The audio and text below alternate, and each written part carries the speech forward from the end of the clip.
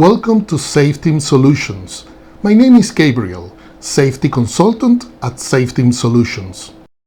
My name is Mike, Senior Safety Consultant at SafeTeam Solutions. On this video, we're going to cover Hours of Service or HOS compliance. We will cover the regulations in place from the Federal Motor Carrier Safety Administration or FMCSA, which governs interstate regulations. Later on, in future videos, we'll cover individual state regulations which apply to intrastate regulations or regulations that apply only within the state itself for transportation which does not cross state boundaries. The Federal Motor Carrier Safety Regulations are issued by the FMCSA. They regulate commercial motor vehicles or CMVs. Section 390.5 defines a commercial motor vehicle as any self-propelled or towed motor vehicle used on a highway in interstate commerce to transport passengers or property when the vehicle has a gross vehicle weight rating or gross combination weight rating of 4,536 kilograms, which is 10,001 pounds or more, whichever is greater, or is designed or used to transport more than 8 passengers, including the driver, for compensation, or is designed or used to transport more than 15 passengers, including the driver, and is not used to transport passengers for compensation, or is used in transporting material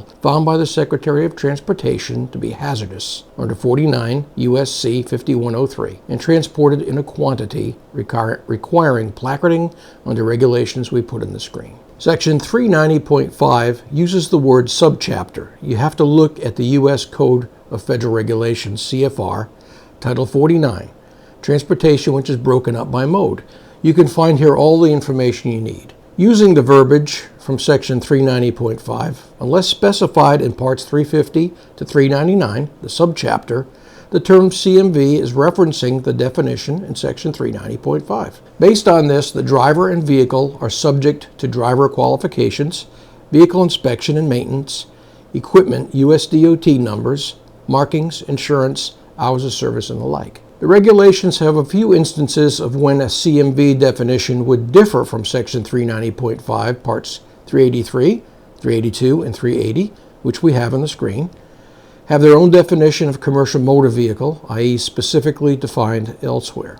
Basically, these definitions include only vehicles that require a commercial driver's license or CDL. Remember that if you are placarded, it doesn't really matter what the weight of the load is, as you must be compliant with HOS rules. Also, there are some other circumstances that can earn you a violation, such as fatigue driving, driving after you have been declared out of service by law enforcement, or using paper logs for more than 8 days. Other violations include not having the manual or instructions for the ELD you are using, not filling in your manifest or trailer number on the ELD, not signing your logbooks, not having the last 7 days of logbooks with you at all times, and not having blank paper logs in the case of an ELD malfunction. We're going to explain to you how it works, what you can do, and what will create a roadside violation if you are stopped by law enforcement. When you start working as a CDL driver for a company, first of all, you must have the records of your previous 7 days. Remember, even on your first day with a fresh start in a new company, you could be stopped by any law enforcement, and they will ask you for the previous 7 days of logbooks. You'll be required to sign a statement of on-duty hours for the previous 7 days with the company, and you may have had a 34-hour reset, but you'll have to prove it if asked. If you want to know what to do, if you're just starting in a new company, just hit the link below to see our teachable videos, and you'll have step-by-step tutorial that, if followed, will save you from receiving a violation.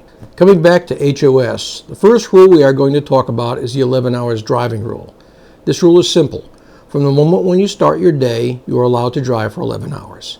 This means you must be prepared and make the appropriate arrangements to stop your truck before 11 hours are completed. It is very important to show your responsibility and professionalism, as you should allow yourself enough time to stop for your rest break before the 11 hours are up. Plan your day. Know where the next truck stop or rest area will be and the approximate time you will arrive there. Drivers can call ahead and make reservations at most major truck stops like Flying J, Pilot Travel Centers, Love's, Petro, TA Travel Centers, and many more. As a best practice, it is always better to stop prior to going over the allotted time, even when your company provides you with different tools, such as personal conveyance, that you can use to avoid violations. Depends on you, and it will depend on the law enforcement officer to interpret what happened. He may determine that you should receive a roadside violation for driving over the 11 hours limit, regardless of the story you give. He could also put you out of service for 10 hours. The second rule is the 14-hour rule. This is a rule which begins the moment you go on duty. While a driver can be on duty for more than 14 hours, they cannot drive after 14 hours on duty. This is all-inclusive, which means that the ability for the driver to drive expires at exactly 14 hours after they first go on duty for the pre-trip inspection. Nothing extends this 14-hour rule. For example, if you start your day at 8 a.m. today, you cannot drive after 10 p.m. tonight. If the driver does continue working in some non-driving capacity, they must take a 10-hour rest period after being on duty before driving again. Here's a pro tip. Always remember that nothing, not even adverse driving conditions, can extend the driving time beyond the 14-hour rule. The next rule is the 10 hours rest period. This means that after 11 hours of driving or 14 hours being on duty, the driver must rest for 10 hours before being able to drive again. This is a very important rule because if you move the truck during the night or if you start a little early prior to the full 10 hours off duty, you could be in a violation the entire day on your ELD. You can also visit our Teachable site and you can find out more about the 10-hour rule, such as what to do if the driver has accidentally moved the truck during the 10-hour rest period, or what can be done to ensure the driver does not accidentally start their day before the completion of the 10 hours of rest. Lastly, we'll explain why many drivers cannot use split sleeper berth time without having violations. The next rule is a 30-minute break rule. This is a break that you must take within the first 8 hours of driving. It is important to know that the driver actually has 7 hours and 59 minutes to drive. Once a driver reaches 8 hours, they will already be in violation. Remember that if you have an early break longer than 30 minutes, the system will ask for another break after 8 hours. So don't think the system is wrong if it requires a second break period. The rule says that there should not be any period of driving or on-duty hours or a combination of both for more than 8 consecutive hours without a 30-minute break. Pro tip: the best way to never have to worry about this is to take a 30-minute break after 5 or 6 hours on the road so you won't need to have another break during your day. The next rule is the 60 or 70 hours rule. This says that depending on what your company decides to operate with, whether the 60-hour rule for 7 days or the 70-hour rule for 8 days. This represents the maximum time that you can work in a 7 or 8 day period. This means that if your company adopts the 8-day rule, after 70 hours of being on duty and driving, you will need to take a rest for 34 hours to reset your time. At any time, you can use the option of a 34-hour reset during those 70 hours, and it will restart your time completely. If you work for 8 days and you don't reach the 70 hours, then on the 9th day, you will have the same time that you had on the first day of those 8 days, plus the remaining time from the 70 hours. If you want to know exactly how this works, we have a teachable video that will show you an example. It will help you count your time so you know how much time you have left to work.